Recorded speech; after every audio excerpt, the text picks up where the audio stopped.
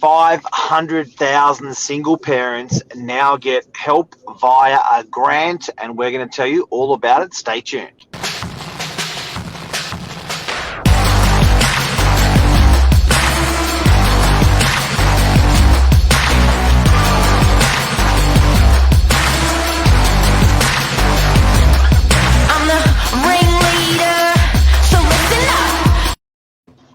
Good morning, everyone. Welcome to Morning Minutes. Myself, Michael Bergio, Mark Novak, episode 478, Family Home Guarantee. In particular, the help for single parents to encourage and be able to enable them to buy a home. Long story short, reduced deposit, very similar to the first home buyer guarantee we saw, but that was basically eliminating mortgage home insurance, where LMI, where this is really reducing the deposit to buy it, which is probably pretty similar as well to almost basically a 2% deposit. And you know what? It's really hard. Like single parents, their incomes, basically their house or accommodation costs doubles. So they're now, instead of having the one home for mum and dad, they've got the two homes for mum and dad. So there's a lot of pressure on the household. Added pressure is the market's running in price. So you're trying to save this deposit to buy a place for your kids to live, and the prices are going up while you're trying to save the deposit. A lot of pressure for a single parent. Plus, you're reduced in time because you're a single parent, so you're having to do the job of two parents under the one roof. So it's a lot of pressure for these guys, and I'm surprised, really surprised and really proud of what the government's doing here for this incentive for first home single parents to buy their home. I think it's unbelievable, Burge. Seriously, it's such a good thing. Let's talk a little bit about it and how it works, but certainly good necessity, hey? Yeah, and I think it's another action by our government that really basically backs property for wealth creation. I think that's sort of like the sentiment that it just shows. Like everything, a lot of the things that so when people always talk about, the market could burst and all this stuff, they talk a little bit negative to property, but a lot of actions from our government are always positive for property. And I think this is another avenue to do it, because they're not saying we're not going to tax them. Like, they're trying to bump up the property market and get people from renting to buying. So just to run through, I've got some stats here. Where is it? Okay, so under the family, so it's called the Family Home Guarantee. So if you're looking to find out more information about it, or if you're illegible, it would be the Family Home Guarantee. It estimates that this will be able to help 125,000 single parents, 84% women, for the scheme, which will basically allow you to purchase a property with a 2% deposit and not pay mortgage insurance. So it's that's nuts. Yeah, it's pretty crazy. But a few issues, not issues, but a few things too. So as much as it sounds, 2% on 500,000 is a $10,000 deposit. Yeah, to be able to buy a home. Wow. But I've got this graph that I'll show, which, as much as that sounds good, one of the biggest issues which they're not changing is serviceability.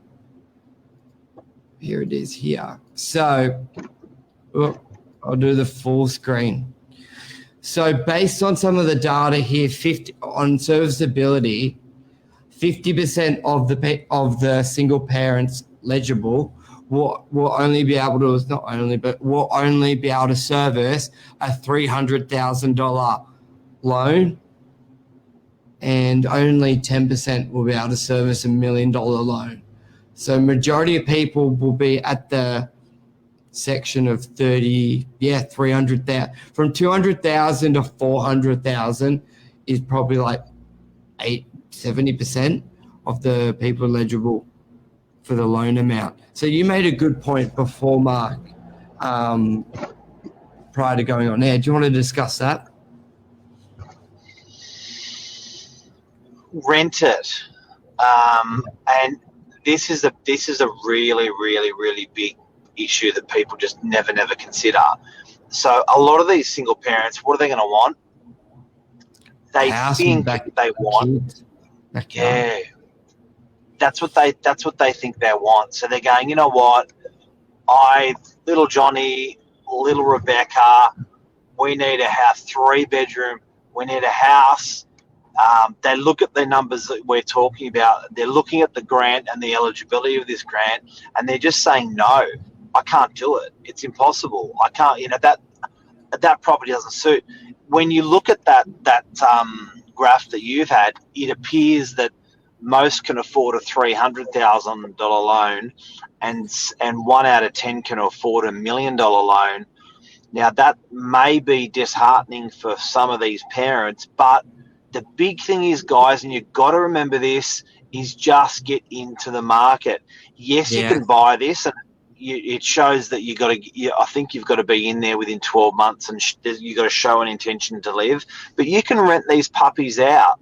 So what you can actually do is buy something for $300,000, $500,000, $600,000, and just rent it out. So you rent what you want to you rent where you want to live. You rent a 3-bedroom house, but you still own a studio or a 1 or a 2-bedroom unit that you run as an investment.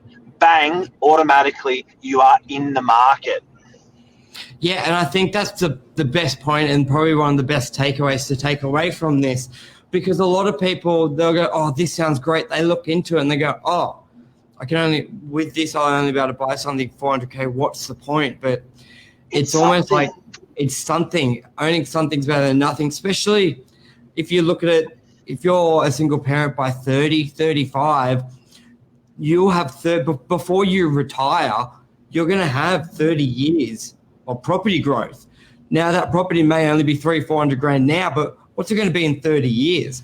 And also with such low interest rates, it's probably going to be neutrally geared, because that would probably be one of the negatives. They'll look at it going, well, I can't afford the mortgage. But even with getting a loan for nearly 100%, more than likely at an interest rate of 2% or 2.5%, 3%, the rent will cover it. If not, what we do find, Mark, a lot of the areas outside the CBD actually have a higher rental return.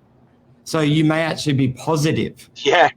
You know what I mean? Like, yes, you look in Sydney, it's generally negative or neutral, but outside of the core, it's generally positive. So I think that's a big point takeaway there.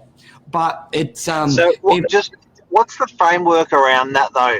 So they're giving, won't the government want their money back if you're buying it to live in and then you end up renting it out?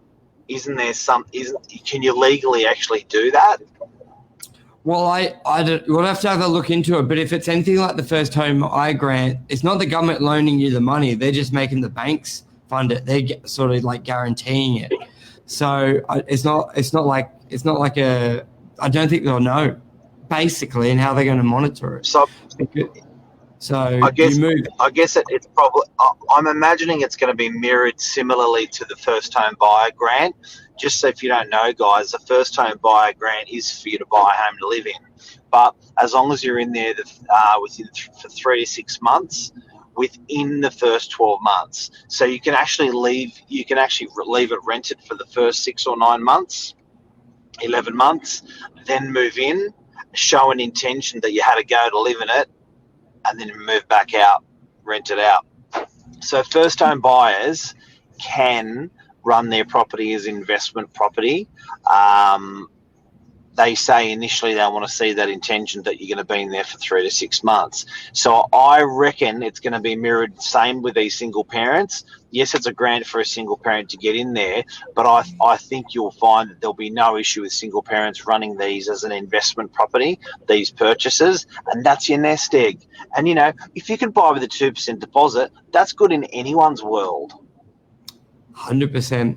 And it is limited at the moment to 10,000 spaces. So out of 500,000 single parents based on 2018 census, 125,000 would be able to apply, but really only 1 in 12. But like the first homeowner, they probably, if there's a good uptick, they'll probably extend it or they may tweak it. So I think it's probably pretty good to look into at the moment.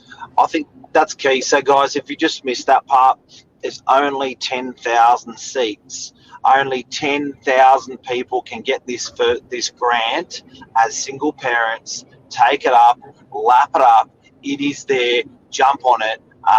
Don't wait around. The first step for you to do as a single parent is start talking to your broker about how you look in writing on paper. Start massaging your paperwork and then start seeing if you can fit into this eligibility box. Yeah. But like I said before, the big positive I take from it is just a lot of the stuff coming from our government is pro-property, pro-wealth creation, which I think's a good sign. So Luke reckons it's going to push property prices up further. It's only 10,000 spaces. A lot of it will be around that 300, 400K property mark. So I don't think it will be enough to really give it much of a nudge. Because how many transactions? Keep in mind, this is Australia-wide. So it's not just New South Wales. 2,000 per state, yeah. It's going to be so spread that I think it's going to be fine. And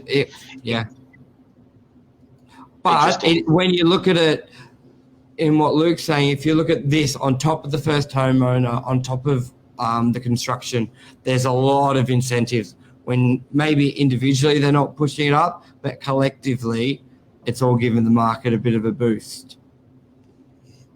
Low interest, all that. Yeah. So it's good time, single parents, good time for you. Enjoy. If you want to know more, there's some information that we've supplied in the comments there for you, perhaps a link as well. And it's great news, and it's just for people that are under the pump a little bit with 1 or 2 kids, going down to 1 income, going down to 2, going up to 2 households. Costs more to maintain that. So it's great news. Well done, government. Yes, all good. That's a wrap. Thanks, everyone. All right. Thanks, Bert. Cheers. Cheers, mate. Bye. See ya.